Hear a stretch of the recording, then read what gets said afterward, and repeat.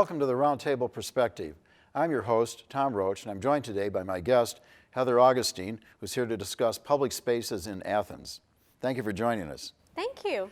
So, you are a lecturer in the English department at Purdue University Northwest at the Westville campus, and you've got a research project right now that you're working on dealing with these public spaces in Athens. And I think this is really interesting because so many of us go to Athens and we tour, we go to the Parthenon, we go to the theater, and we look at all these things, and we don't really know why they're there.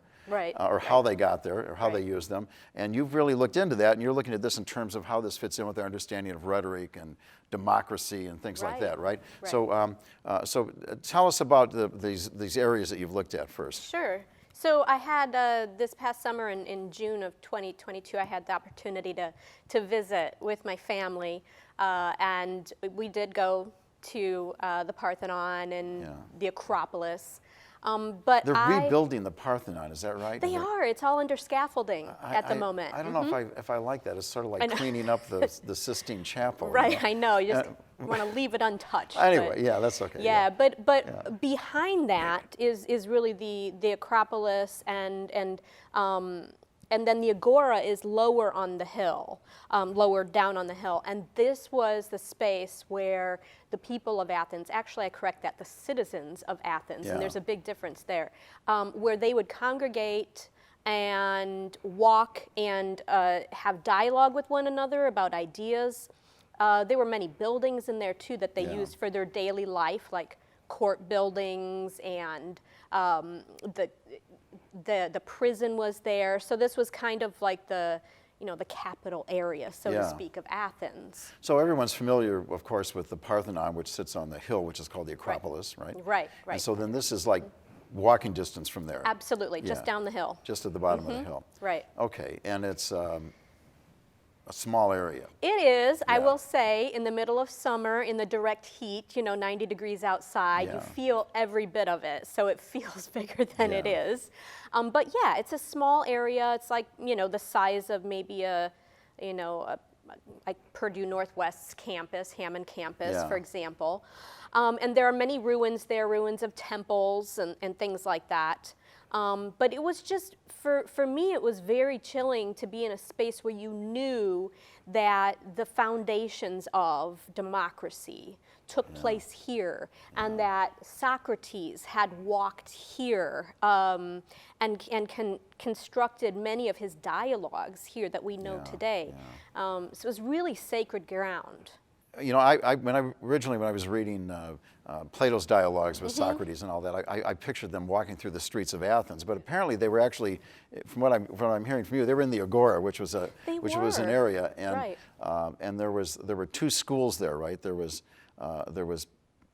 Plato's school, and then there was Aristotle's school, right? In Athens, yes, in Athens. Not in the Agora, but very close by. Oh, okay, all right. So they weren't part of the Agora. No, they weren't. Okay. They weren't. So, but just nearby, and so Plato founded his school. Plato was a student of Socrates, and so he founded his school. We had to take the subway and a bus, and you really wouldn't know it was so then there. It's not close at all. No, I guess not. Not within walking distance. Yeah, okay. For some reason, I thought this was all the same setup. Yeah, okay. no. And then... and that one's gone, right? There's no remnants of that. Very few ruins. So a few large rocks that form the foundation of the buildings that you can... Well, I stood on them and walked on them. Yeah. So very few of those, but it's kind of in a little bit of a grove, a tree grove, and there's some graffiti on a sign, but you really wouldn't know that it's there if you weren't looking for it. And I definitely went looking for it because I wanted to see where he wrote these dialogues. But Socrates, those dialogues were written about him, and they are him speaking. And he that was in the Agora, place in the Agora. Right? Exactly. Okay. And then Aristotle's school was in a different location then. Right. Within walking distance from the Agora. So that was closer. Okay. That was closer, and that was called the Lyceum.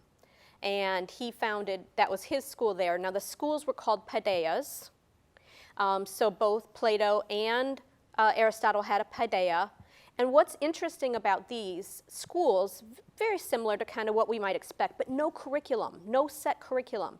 It was just the sharing of ideas. And so you would walk with your teacher, Aristotle, walk with him and around the colonnade of the building, of the area, the Lyceum. The Lyceums were also gymnasiums. They were called gymnasiums. And so you were supposed to have a very fit body as well as a fit mind. And so you would wrestle with one another to develop your muscles and wrestle with ideas to develop your mind. So those of you who are in college right now, imagine yourselves having to wrestle with your classmates as part of your day. Yeah, that's interesting. that would not go well for me. Or following your professor as the professor walked around campus. Right. Yeah, which you know what, when the weather's nice, I do like to try some of that. I do like to take my classes outside. I find that the students do respond better that way. Yeah. I don't know, fluorescent lights are not really the best way to study, so try to get them outside as much as possible. Yeah. And I think that was kind of the concept too, is the world or the community as classroom. Yeah, and you know, in the dialogues, you'll see, well, for instance, in the Gorgias, Socrates, I think, is walking along with his students, and Gorgias is walking along with his, and Socrates sort of ambushes Gorgias and says, you know, starts asking him questions and says, you know, since your students are here, you know, you should answer these questions and show them how smart you are, basically. He lures him into a losing argument. He does that a lot. And with the Gorgias, he says, you know, oh, you're the world's best orator. You must be an expert in oratory. Why don't you tell us, what is the nature of oratory and what makes a wonderful speaker? Socrates did this a lot. He ambushed people a lot. He ambushed the Euthyphro right outside of the agora, and this was where he was sentenced to death because he was accused of corrupting the youth because people really didn't like him. He was a bit of a gadfly. Yeah. So in the agora, they actually have the prison where they think he was kept until he was sentenced to die, and where the trial of Socrates took place as well. And just to be there and stand there and to see this. And how much of this is left? Well, it's really just the foundation stones. Okay. So this was unearthed. It wasn't like the Parthenon. It wasn't still sitting there in some form. No. In fact, the Lyceum, where Aristotle's school is, they found that underneath a parking lot in 1997. Is that right? Yeah. So, and I think, you know, they're still discovering these things, as we know. They're still unearthing some of the ruins, but what's left of most of these places are just the foundational stones, which are massive, and you can see why they're still there. They would not budge. But what was built on top of them, that's long gone. Yeah. That essential parking lot, that's you know, big loss for the city of Athens, I guess, right? How nice to be able to say that I parked my car where Aristotle was teaching his pupils, right? Right. But this, it was just sort of the nature of Greek culture at the time, and maybe still today, that people just engage one another in discussion about everything, right? I mean, I've read accounts of people that in ancient times that traveled through, and they said, you know, everywhere I went, people were debating things and questioning things. It was, you know, so I guess, you know, comparing this again to the contemporary university, it would be like a political science professor is walking along with students and sees the President of the United States walking by and stops the President, right? Because Pericles was walking through here probably when they were, and it would be perfectly normal to just go up and start a conversation and expect some answers, right? Right, exactly. And it wouldn't be done in the, you know, like a debate, what we would consider a debate or a dialectic, is what they consider it, like the two people talking and sharing ideas. It wasn't, I mean, not to say that there weren't times when I'm sure it got heated, but it wasn't done in the way that we would think of it today. It would really be done in the spirit of sharing ideas for the purpose of expanding those ideas and growing something, growing one's knowledge and for the better of the community. It was a community. It was it was built that way that everybody had an obligation to be a good citizen. Everybody had an obligation for civic life and to serve. And in fact, the citizens of Athens would be required, they weren't elected, everybody served. A period of I believe it was 2 years, everybody would serve and then rotate. but again, it was just citizens, so it was Right. So to be citizens were men who Right. owned property, essentially. Exactly. Right? So about how many people was that? This was I not don't like even 300 million know. people like we have in the No, United States today, certainly right? not, We're certainly talking not. about 5 or 15,000 somewhere in that right, in that right. area. Because Greece at that time was city states, and so it was really just Yeah. Athens was a city state, and Yeah. Sparta was another, and Yeah. so it was small. It was very small, but no women, no slaves could Yeah. participate. I saw Hubert Humphrey when he was vice president speak in Washington, D.C., and I ducked into the bathroom afterwards, and he came in next. So I was alone with Humphrey, and had we had this conversation, I would have asked him about Vietnam or something, but I was totally intimidated, and I told him good speech or something, and I walked out. Darn, you could have said, well, in the spirit of Athens, I'd like to spirit ask of you a few questions. Athenian rhetoric, yeah. Right. So speaking of rhetoric, so there are 3 categories of rhetoric: forensic and deliberative and epideictic. And epideictic rhetoric is what you were referring to recently here. So under epideictic, we have what's called the rhetoric of praise and blame. Right. And it was actually, you didn't just praise people and blame them when you felt like it. There was an expectation that you had to acknowledge Right. the good and the evil that you saw around you, right? You had to Right. verbalize that, right? Right, so kairos was this concept of the Greeks, that there was a time that called for a particular kind of rhetoric to be used. And so it would have been the kairos was the situation that called for an epideictic to be used. And it was an obligation of citizens to do this. One had to be skilled in being an orator, and not just use it like a technique. And that's what Socrates and Plato and Aristotle were teaching too, is that, or like public speaking, because this was really the early days of writing. So it wasn't so much writing, but it was really public speaking. Yeah. It wasn't a technique. It was something that got to, especially for Aristotle, it got to the greater truth of things. Yeah, and epideictic rhetoric really wouldn't be about some issue like should we go to war or should we build another building. And it wasn't forensic. It wasn't about who committed that crime. It was kind of culture building. I think of it. In the French Revolution, Robespierre came to the conclusion that you can't just have a government that just does everything by itself. It has to rest on a culture that has clearly defined values of good and evil. And I think Habermas in some of his later writings has been writing about that.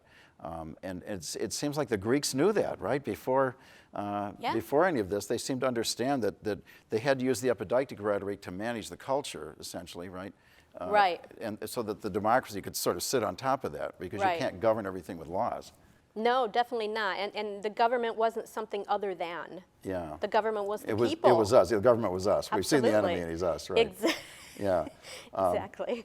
So then what we have then is this sort of teeming environment here of dialogues going on. And when we say people were giving speeches, they weren't all giving speeches in these arenas and theaters and things. They might just be with a dozen people. Out in the open, I mean, even later, like Cicero, the Roman Cicero, he would do that, and it would be a public space would be made for this sort of thing. A speech wasn't just given to a group of people that would then applaud. It was done as a give and a take, so that people would then participate afterwards. And so I think I'm really interested in, how do we continue to foster some of these same principles in order to create ideas that and grow our culture and our knowledge. Where do we have these public places now? Yeah, I mean, you can almost say if that's democracy, we can't call this democracy, right? I mean, they're very different animals. Very. So let's explore that, because I know this is one of your interests. It is, yeah. So 2 problems today. One is that we're dealing with 300 million people instead of 5 or 10,000. And the other problem is that we're dependent on mass media of some kind, right? Right, we are. And so that's become our public space is, the Twitter, Facebook, social media is kind of the public space. And that can replicate some of these, activities. But in other ways, it just doesn't work, as we well know. And so I think part of the problem is that there's anonymity or a certain kind of distance in social media. Yeah. And I'm talking about social media used for this purpose. Of course, it's used for a number of purposes, but... Well, if we look at Facebook now, though, I mean, so much of political information's been distributed on it, it's hard to separate it. It is, right. And so how do we then, as a citizen in this space, have a dialogue with somebody that says that's not true, that's incorrect, and have that heard and responded to? I know, if somebody posts something that I am diametrically opposed to on Facebook, I don't bother arguing with them. I unfriend them. I just, right. Why am I dealing with this person? Right. But that's not in the spirit of things, is it? Not in the spirit of Athens, but then again, I think that it's not the same culture, so we're not able to have that dialogue. It's not necessarily your fault, it's just that that's the culture that we live in, is that it's not in the spirit of growing inquiry and knowledge and the community. It has to be in that same spirit, that's why we engage in dialectic with one another. Well, do you think that we're somewhat better off with computers and social media now than we were 50 years ago when we were just dependent on, 3 national television channels and, a few, radio stations on limited airwaves and very few people with access to mass media and no way for the average citizen to respond? I mean, did things get better or did they get worse here with social media? No, I think you definitely bring up a good point. I'm definitely not a Luddite. I love, the technology and social media. Yeah. You're right. It is at least kind of a step in the right direction in that it is making a space for the masses, because, before that it was maybe the pub or, some sort of a public forum. But when we're just broadcasting something, it's kind of ironic that we're talking about this, but it does. We want to encourage the dialogue to come back the other way. Yeah.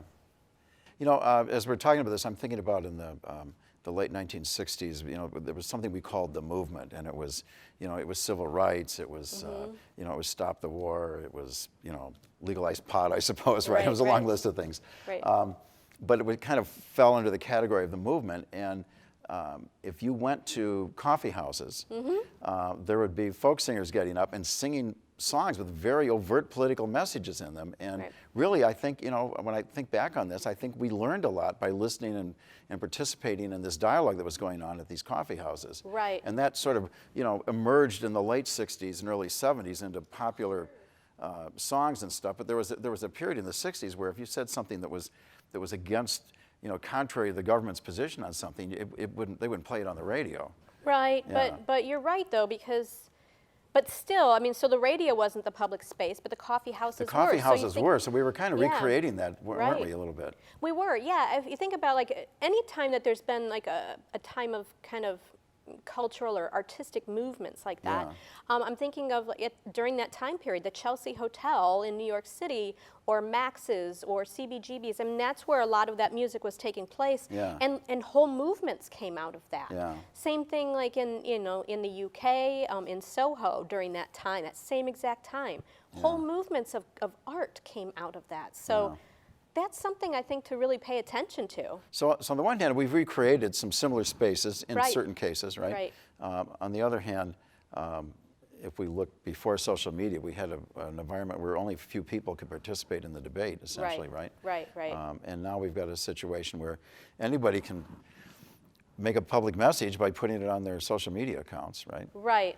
And also, with something else that you couldn't do in the before social media is you can now respond if somebody says something, you can actually say something back. Right.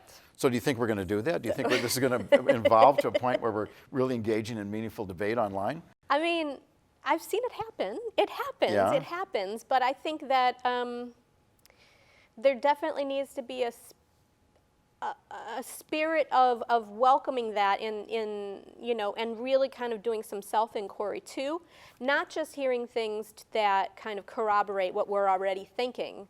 That was never part of what they were doing in ancient Athens that I can tell. I mean, I can't, but it was never like, reinforce what I'm already thinking. It was done to let's talk about this and expand. So if we can kind of operate with that mindset, I don't see why that mechanism can't work. It's the difference between rhetoric and persuasion, really, right? Right. Plato kind of ridicules Gorgias because he shows Gorgias as somebody who's just interested in persuasion. Exactly. And Aristotle, of course, when he's teaching rhetoric, is very clear about it. We engage in rhetoric to discover the truth, not to win the argument, right? Exactly. And so that's the Platonic view of all of this, right? Exactly. Which he represents. Right.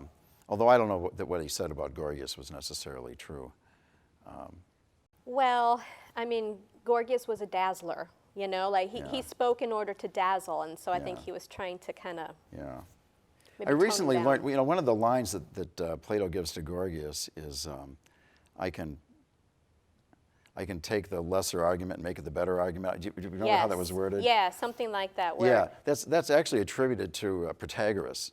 So I really think, the more I learned about this, the more I think that Plato was just kind of unfairly attacking poor Gorgias. But I see what you're saying. But essentially what we're saying here is that the rhetoric wanted to discover the truth, and so if somebody is really committed to that principle, if they hear a better argument, they're going to say, you know what, I'm wrong, I agree with you. Exactly. Right? Yeah. Exactly. And so I think that's the spirit of. But who's going to say that today when we're talking about that's politics? what I'm thinking. I know. I know.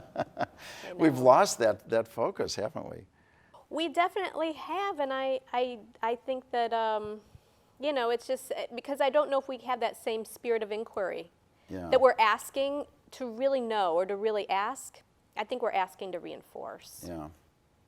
Well, what can we do? What do you think? I mean, you've studied the layout in Athens. Can we turn our malls into agoras? Can we? We create spaces like that? They weren't they? In the 80s, they sure were. Yeah. But I think we have plenty of places that can serve as an agora. Our public libraries are certainly places. They have, events and discussions. We have to be quiet in our libraries, right? Somebody goes, yeah, you might get shushed. But nobody did that to Socrates. No. Oh, they did. You think? They definitely did. Okay, finally, once and for all. Well, they made him drink the hemlock, yeah. Yeah. But no, I think libraries do have meeting spaces where, different organizations can come in and use those. Certainly, academia. But I think that's why academia has a responsibility to the larger community as well. It's not just there to serve the students, it's there to serve the whole community. Yeah. And so to have public events where the community can come in, ask questions of the speakers, and participate in that rhetoric as well. But I would like to see more. I get the impression, though, and this is from doing political campaign research, public relations stuff, that people don't really feel like if they speak up that they can really impact anything. Right. So I think you have to, you've got to demonstrate somehow that people can impact the decision making, and I don't know that people feel that way now. What do you think? That might be a whole conversation about power, because I think that, especially in ancient Athens, power was not. It was more distributed among the citizens again. Right. But everybody had, not everybody, but I mean there was more equal power among the citizens, and that everybody participated in civic life. Not so much here. We don't find, there's more hierarchy, it's more centralized, and people really don't feel an obligation to civic life to participate, other than maybe voting. Yeah. Hopefully. So, supposedly, let's take an example from the history in Athens. There was an attack that they were anticipating in Athens, and Pericles gave a speech that they should build what he called the middle wall. They built a wall across the middle of the city. Where do you think that took place? I mean, were there 5,000 people there when he gave this speech, or did he give it to a couple hundred people and they passed it on?